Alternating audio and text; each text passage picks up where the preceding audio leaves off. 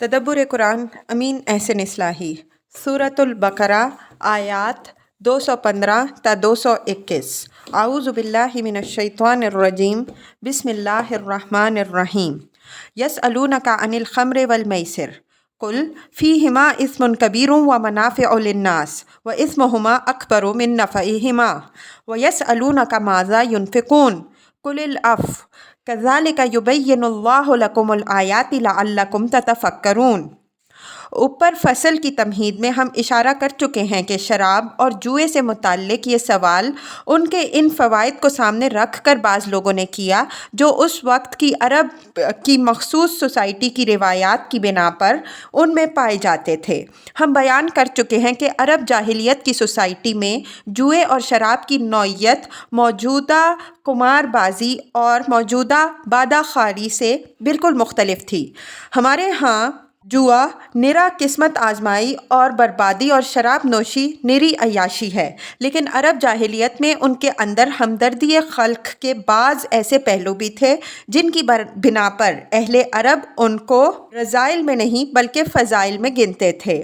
इसी पहलू से यहाँ इन्फ़ाक़ और जिहाद के सिलसिले में उनके मुताल्लिक़ भी सवाल पैदा हुआ कि इन्फ़ाक़ की एक राह तो ये भी है कि कहत के ज़माने में मालदार लोग शराब पीते और जुआ खेलते हैं और जो कुछ जीतते जाते हैं वो गरीबों में लुटाते जाते हैं। फिर इसके मुताल्लिक़ कुरान का क्या इरशाद है?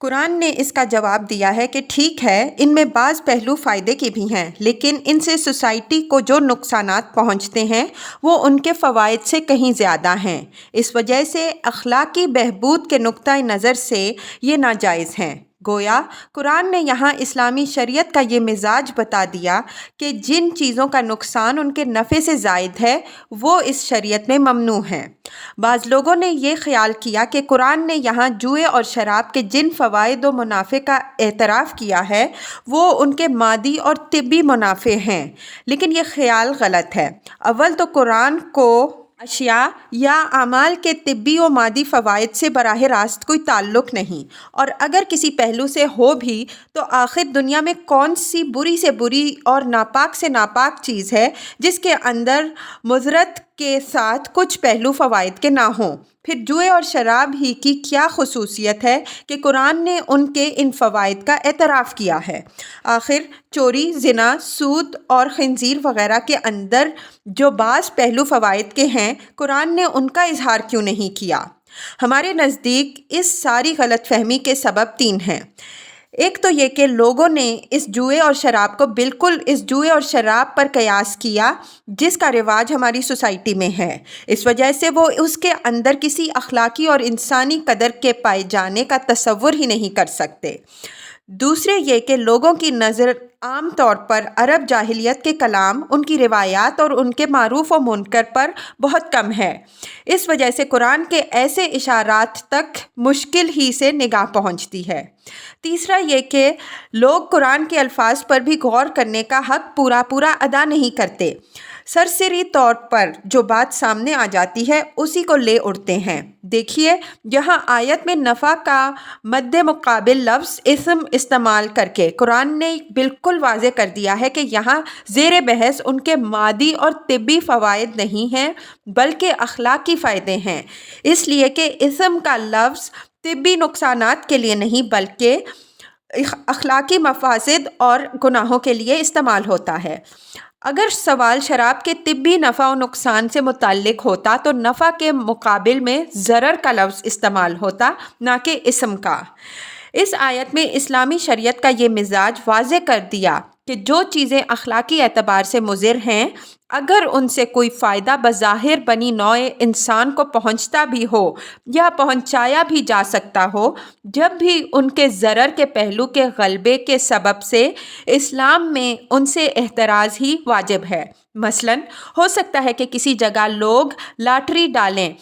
ताकि उसकी याफ्त से एक शानदार मस्जिद तामीर करें या फिल्म स्टारों का एक इमदादी शो मुनक्किद करें, تاکہ اس کے ٹکٹ فروخت کر کے کسی مصیبت زدہ علاقے کے مسلمانوں کی مدد کریں۔ بظاہر یہ کام نیکی اور خدمت خلق کے ہیں، لیکن اسلام نے اس نیکی کو جائز نہیں رکھا، کیونکہ اس نیکی کے پردے میں جو بدی پرورش پاتی ہے وہ اس نیکی سے کہیں زیادہ ہوتی ہے۔ وَيَسْأَلُونَكَ مَاذَا يُنْفِقُونَ قُلِ الْعَفْوَ كَذَلِكَ يُبَيِّنُ اللَّهُ لَكُمُ الْآيَاتِ لَعَلَّكُمْ تَتَفَكَّرُونَ۔ ایک ہی چیز سے متعلق اس بار بار کے سوال کا سبب میں واضح کر چکا ہوں کہ یہ سوالات ان کمزور قسم کے لوگوں کی طرف سے ہیں جو انفاق میں مشقت محسوس کر رہے تھے۔ ان کی اسی کمزوری کا لحاظ تھا کہ قرآن نے ان کو جواب بھی درجہ بدرجہ دیا تاکہ ان پر زیادہ شاق نہ گزرے۔ دوا سے گھبرانے والے مریض کو اگر پوری خوراک ایک ہی مرتبہ میں نہ دی جا سکی تو تقاضائے حکمت یہی ہے کہ وہ 2-3 مرتبہ میں دی جائے۔ چنانچہ انفاق کے متعلق بار بار سوال کرنے والوں کو بھی قرآن نے آخری اور فیصلہ کن جواب یہ تیسری مرتبہ میں دیا ہے۔ یہ جواب اگر پہلی ہی مرتبہ میں دے دیا جاتا تو عجب نہیں کہ زیادہ کمزور قسم کے لوگوں کے ایمان کے لیے آزمائش بن جاتا۔ یہ جواب نہایت مختصر ہے مگر ساتھ ہی نہایت واضح اور قطعی ہے۔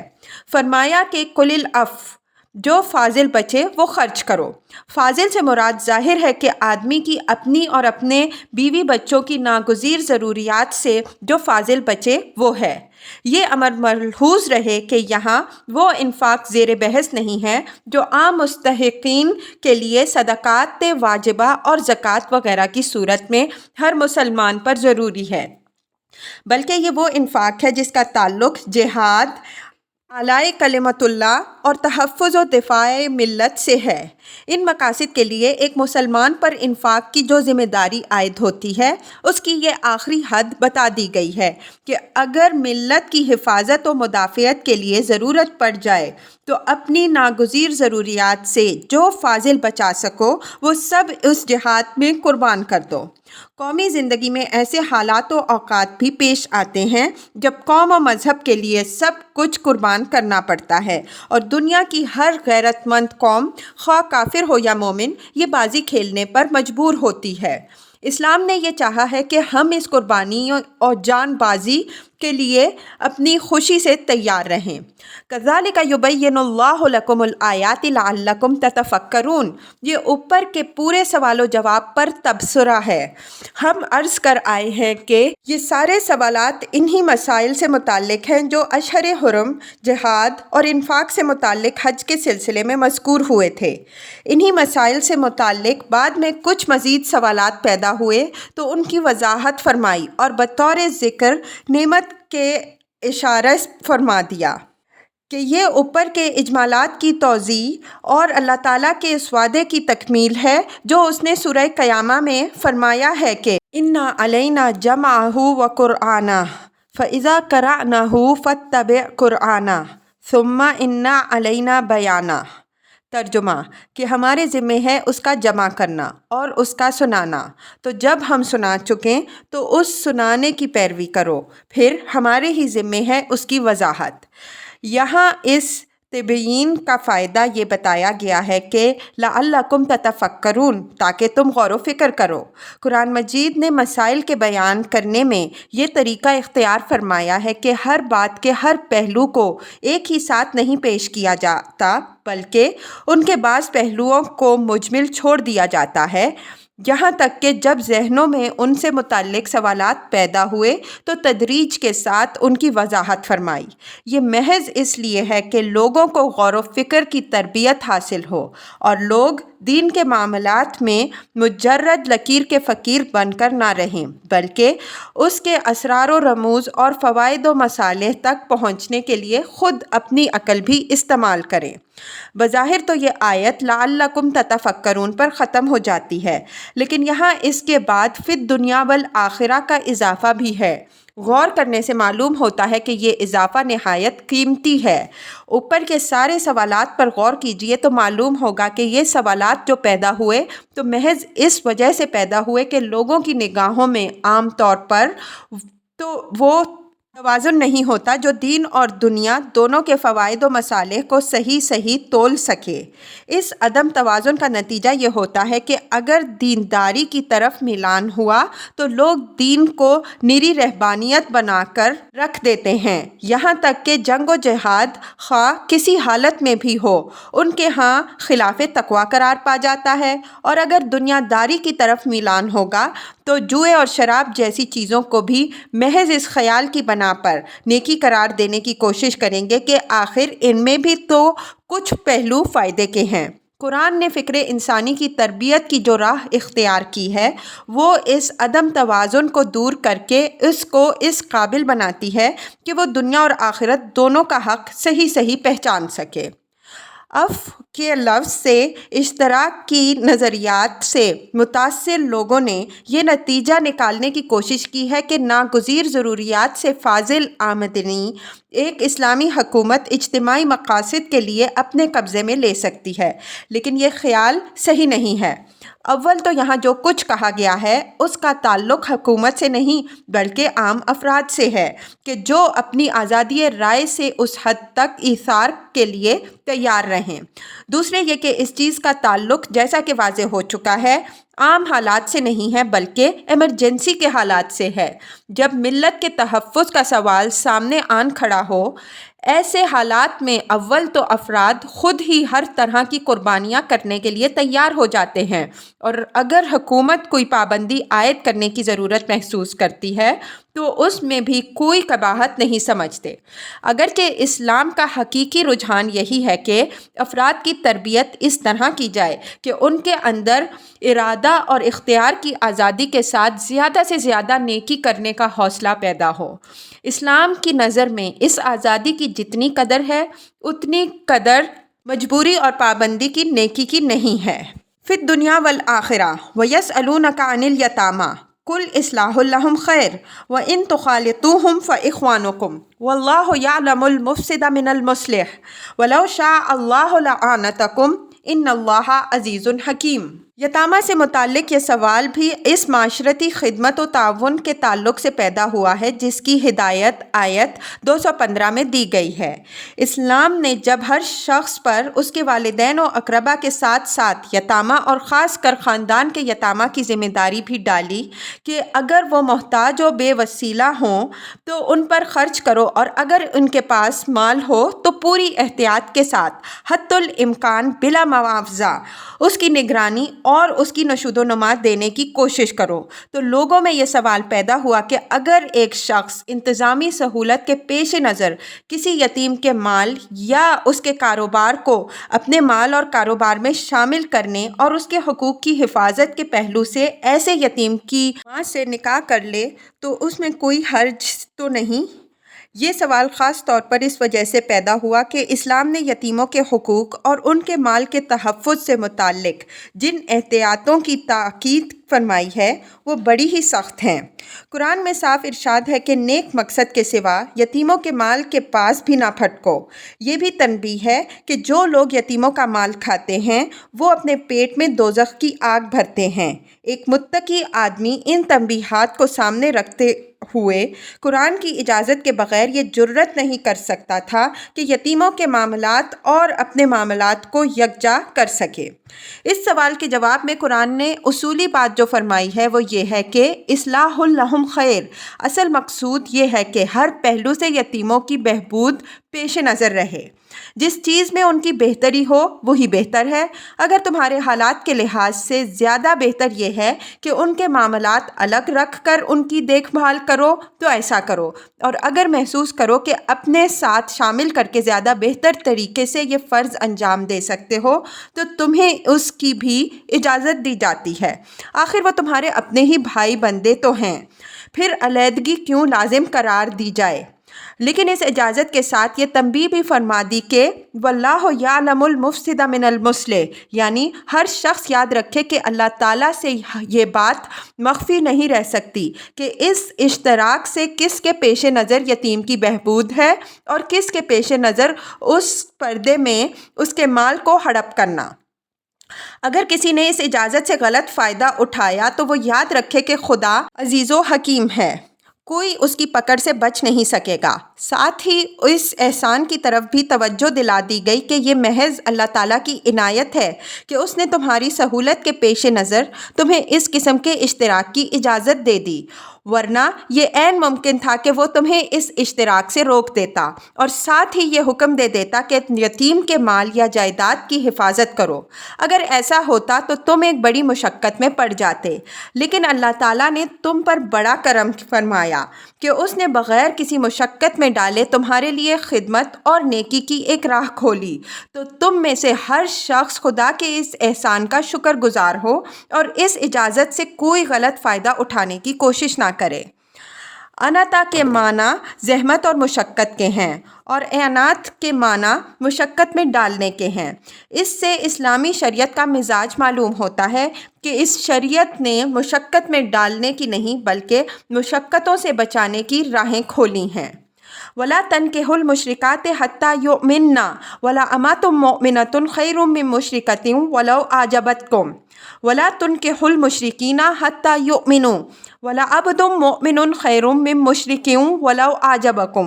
أُولَٰئِكَ يَدْعُونَ إِلَى النَّارِ وَاللَّهُ يَدْعُو إِلَى الْجَنَّةِ وَالْمَغْفِرَةِ بِإِذْنِهِ وَيُبَيِّنُ آيَاتِهِ لِلنَّاسِ لَعَلَّهُمْ يَتَذَكَّرُونَ۔ اوپر یتیموں کی بہبود کے پہلو سے جس اشتراک کی اجازت دی گئی ہے، اس کا ایک پہلو یہ بھی ہے کہ اگر کسی یتیم کا ولی یتیم کے حقوق ہی کے تحفظ کے نقطۂ نظر سے یہ مناسب خیال کرے کہ اس یتیم کی ماں سے نکاح کر لے تاکہ اس طرح ایک بیوہ کی پرورش اور اس کی حفاظت و عصمت کا انتظام بھی ہو جائے اور یتیم کے حقوق کی نگہداشت کے لیے اس کے گھر میں ایک بیدار نگاہ رکھنے والی بھی آ جائے، تو اس کا حکم کیا ہے؟ قرآن نے اس کا جواب یہ دیا ہے کہ یہ مصلحت بجائے خود اہمیت رکھنے والی ہے اور اس کو پیش نظر رکھ کر یتامہ کی ماؤں سے نکاح کیا جا سکتا ہے، لیکن شرط یہ ہے کہ وہ مومنہ ہو۔ یہ شرط اس وجہ سے لگائی ہے کہ اس وقت تک صورتحال یہ تھی کہ بہت سے ایسے یتیم بھی تھے جن کی مائیں اسلام میں داخل نہیں ہوئی تھیں۔ اس وجہ سے یہ ہدایت ہوئی کہ اس مصلحت کی خاطر بھی مشرکات سے نکاح کی اجازت بہرحال نہیں ہے، کیونکہ اس سے دوسرے مفاسد کے پیدا ہونے کے اندیشے ہیں جن کی طرف آگے اشارہ فرمایا ہے۔ یہ امر ملحوظ رہے کہ مشرکین اور مشرکات کا لفظ قرآن میں خاص عرب کے مشرکین و مشرکات کے لیے بطور لقب یا علم کے استعمال ہوا ہے۔ دوسری قومیں جن میں شرک پایا جاتا ہے، خواہ وہ اہل کتاب میں سے ہوں یا مشابہ اہل کتاب میں سے، وہ براہ راست اس لفظ کے تحت نہیں ہیں۔ اس وجہ سے ان کے احکام کی تفصیل اپنی جگہ پر آئے گی۔ یہاں بنی اسماعیل کے مشرکین و مشرکات سے متعلق یہ وضاحت فرما دی گئی کہ نہ ان کی عورتوں کو اپنے نکاح میں لینا تمہارے لیے جائز ہے اور نہ اپنی لڑکیاں ان کو دینا جائز ہے۔ اس ممانعت کے ساتھ یہ وضاحت بھی بڑی تاکید کے ساتھ فرما دی کہ ایک مسلمان لونڈی ایک آزاد مشرکہ پر ترجیح رکھتی ہے، اگرچہ وہ تمہیں کتنی ہی دلکش معلوم ہو۔ اسی طرح ایک غلام مومن ایک آزاد مشرک پر ترجیح رکھتا ہے، اگرچہ وہ تمہیں کتنا ہی بھلا لگتا ہو۔ پھر اس کی وجہ بتا دی کہ اسلام میں پسند اور ناپسند کے لیے معیار نہ ظاہری شکل و صورت ہے، نہ نسل و نسب، اور نہ آزادی اور غلامی، بلکہ ایمان اور عمل صالح ہے۔ اس وجہ سے اب تمہارے رشتے ناتے ذاتوں اور برادریوں کے پابند نہیں رہ گئے بلکہ عقیدے اور عمل کے تابع ہو گئے ہیں۔ ایک محجوبین شہزادی تمہارے لیے 2 کوڑی کی ہے اگر وہ ایمان کے زیور سے آراستہ نہیں ہے، اور سواحل افریقہ کی ایک کالی کلوٹی لونڈی تمہارے لیے حور جنت ہے اگر اس کا دل جمال ایمان و اسلام سے نورانی ہے۔ اسی طرح تمہارے لیے یہ بات تو جائز ہے کہ تم اپنی لڑکی کا ہاتھ ایک غلام زادہ کے ہاتھ میں پکڑا دو اگر وہ دولت ایمان رکھتا ہے، اور قریش کے ایک صاحب شوکت سردار کو اپنی بیٹی دینے سے انکار کر دو اگر وہ ایمان و اسلام سے محروم ہے۔ پھر اس کا فلسفہ بتایا کہ رشتے ناتے کے اثرات زندگی پر سطحی اور سرسری نہیں ہوتے بلکہ بڑے گہرے ہوتے ہیں۔ اگر آدمی ان چیزوں میں عقائد و اعمال کو کوئی اہمیت نہ دے، صرف حسن یا مال یا خاندان یا مصلحت ہی کو سامنے رکھے، تو ہو سکتا ہے کہ وہ اپنے ہی خرچ پر اپنے گھر میں ایک ایسی بلا پال لے جو صرف اسی کے نہیں بلکہ اس کی آئندہ نسلوں کے ایمان و اسلام کا بیج بھی مار دے۔ شادی بیاہ کے تعلقات نے مذہب، روایات اور تہذیب و تمدن میں جو عظیم تبدیلیاں کی ہیں اس کی عملی مثالوں سے تاریخ بھری پڑی ہے۔ بنی اسرائیل کی تاریخ کے مطالعہ سے معلوم ہوتا ہے کہ ان کے اندر بے شمار عقائدی گمراہیاں ان عورتوں کے ذریعے سے پھیلیں جو دوسری بت پرست قوموں میں سے بیاہ کے لائے۔ اسی طرح ہمارے ہاں مغل سلاطین نے ہندو راجاؤں کے ہاں سیاسی مسالے کے تحت جو شادیاں کیں تو ان کی لڑکیوں کے ساتھ ساتھ ان کے عقائد، اوہام، رسوم اور عبادات کے طریقے بھی ہمارے گھروں میں گھس آئے۔ آج بھی جو لوگ قوموں اور مذہبوں کے امتیازی نشانات و نظریات کو ختم کرنے کے درپے ہیں وہ اس کا سب سے زیادہ کارگر نسخہ آپس کی شادیوں ہی کو سمجھتے ہیں۔ اس وجہ سے ایک مسلمان کو اس معاملے میں بے پرواہ اور سہل انگار نہیں ہونا چاہیے، بلکہ اس عظیم حقیقت کو ہمیشہ پیش نظر رکھنا چاہیے کہ جس رب پر وہ ایمان رکھتا ہے اس کی دعوت مغفرت اور جنت کی طرف ہے، اور جو لوگ اس ایمان سے محروم ہیں وہ دوزخ کی طرف رہنمائی کرنے والے ہیں، عام اس سے کہ عورت ہوں یا مرد۔ یہ آیت بھی چونکہ اوپر کے مباحث کی وضاحت کے طور پر نازل ہوئی ہے، اس وجہ سے آخر میں فرما دیا کہ وَيُبَيِّنُ آيَاتِهِ لِلنَّاسِ لَعَلَّهُمْ يَتَذَكَّرُونَ، اور اللہ اپنی آیات کی وضاحت کر رہا ہے تاکہ لوگ یاد دہانی حاصل کریں۔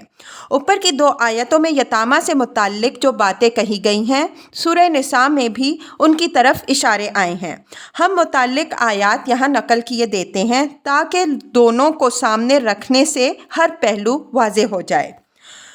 وَآتُوا الْيَتَامَىٰ أَمْوَالَهُمْ وَلَا تَتَبَدَّلُوا الْخَبِيثَ بِالطَّيِّبِ وَلَا تَأْكُلُوا أَمْوَالَهُمْ إِلَىٰ أَمْوَالِكُمْ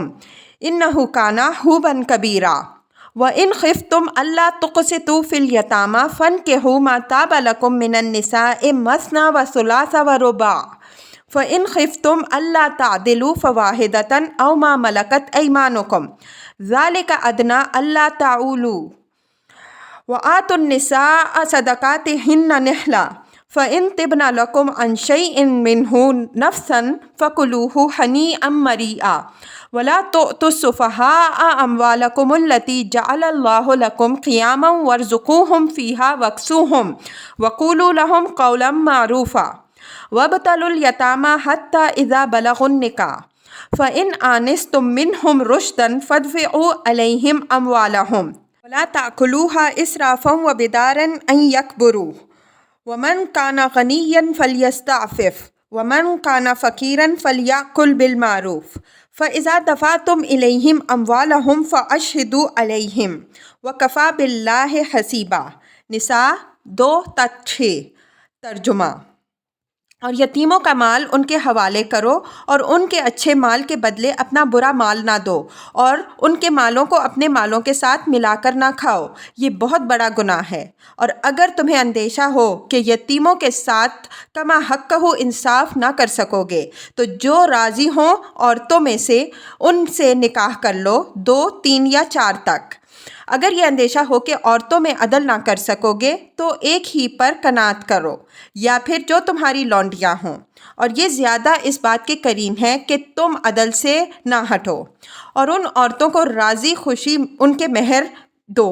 اگر وہ اس کا کوئی حصہ تمہارے لیے بخوشی چھوڑ دیں تو اس کو اطمینان سے اپنے تصرف میں لاؤ، اور بے وقوف یا نادان بچوں کو اپنا مال حوالے نہ کر دو جو خدا نے تمہاری قیام معیشت